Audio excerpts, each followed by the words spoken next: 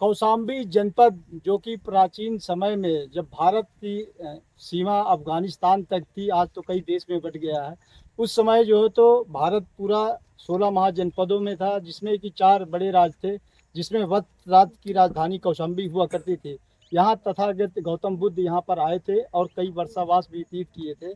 यही एक ऐसी घटना घटी जिससे प्रथम बौद्ध संगीत का वो कारण बने थी। आज ये कौशाम्बी जनपद के चायल विधानसभा के निबिसाना गांव में अश्वघोष बौद्ध विहार के स्थल पर भंते सुमित रत्न जी आए हुए हैं। अभी तमाम उपासकों के साथ इन्होंने अपने विचार व्यक्त किए, लोगों को बुद्ध संदेश, बुद्ध के सिद्धांतों और उनके उपदेशों को बताया। आइए हम जानते हैं कि आप अभी अपने उपासकों को बुद्ध का संदेश के माध्यम से क्या संदेश दिए हैं, हम जानना चाहते हैं। देखिए, भगवान बुद्ध की शिक्षाएं पहले भी प्रासंगिक थी, आज भी प्रासंगिक थी। और जो बुद्ध की शरण में जाता है वो न कभी दुखी रहता है, न परेशान रहता है, और आत्महत्या तो कभी नहीं करता है। इसलिए भारत के कह सकते हैं कि सर्वहारा समाज को, वंचित समाज को बुद्ध की बहुत ज़रूरत है। और बाबा साहब भी इशारा करके गए, इसलिए मेरी जिम्मेदारी बनती है कि बहुजन समाज को बुद्ध की शरण की तरफ ले जाया जाए। आखिर क्या बात है कि बुद्ध यहीं पैदा हुए, यहाँ से जो है तो विदेश में बौद्ध धर्म चला गया, जापान और कई ऐसे कंट्री है, थाईलैंड, वियतनाम जैसे रिच कंट्री हो गए और बुद्ध के सिद्धांतों को अपनाकर विकसित राष्ट्र बन गए, लेकिन भारत में ही बुद्ध पैदा हुआ और यहाँ से विलुप्त सा दिख रहा है। कारण क्या है? उसमें हम सब लोग कारण हैं। खास तौर से कारण इसमें वो लोग हैं जो लोग अंधविश्वास, पाखंड के माध्यम से लोगों का शोषण करना चाहते हैं और ईश्वर के नाम पर अपनी दुकान चलाना चाहते हैं।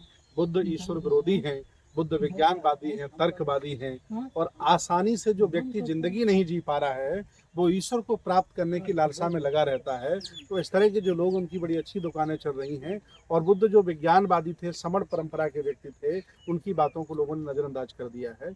अब वो वक्त आ गया है, लोग समझ गए हैं कर्म कांडों को देखकर, और कह सकते हैं कि वो मक्कड़ जाल में फंसकर अब वो बुद्ध की तरफ चलने लगे हैं। और बहुत बड़ी संख्या में भारत के लोग, लगभग वैचारिक यहाँ 50% लोग बुद्धिस्ट हो चुके हैं। कौशाम्बी जो है तो इतिहास में एक बुद्धिस्ट नगरी रही है, बहुत बड़ा यहाँ पर उसका ऐतिहासिक किला है। यहाँ की जल मार्ग से काफ़ी वो होता था, लेकिन आज कौशाम्बी अपना अस्तित्व खो गया है।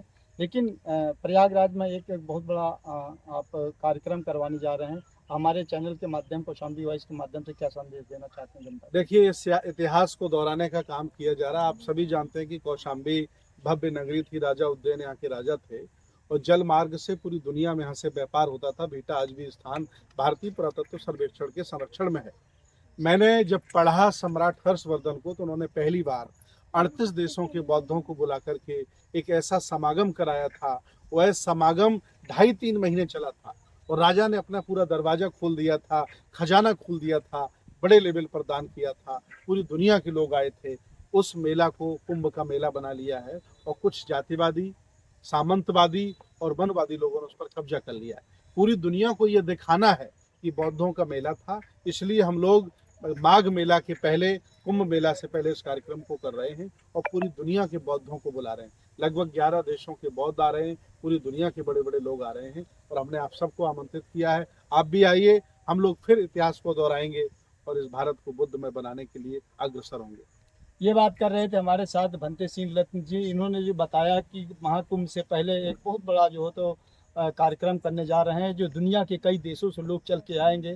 और जिस प्रकार सम्राट हर्षवर्धन यहाँ पर कार्यक्रम करके लोगों को दान दक्षिणा करके सांस्कृतिक और धार्मिक उस पर जो हो तो चर्चा किया करते थे और लोगों को दान दक्षिणा करके जो है सम्मानित करते थे, वैसा ही कार्यक्रम भंते सिंह रत्न के नेतृत्व में होने जा रहा है। अमरनाथ झा, कौशाम्बी। थैंक यू, बहुत बहुत धन्यवाद।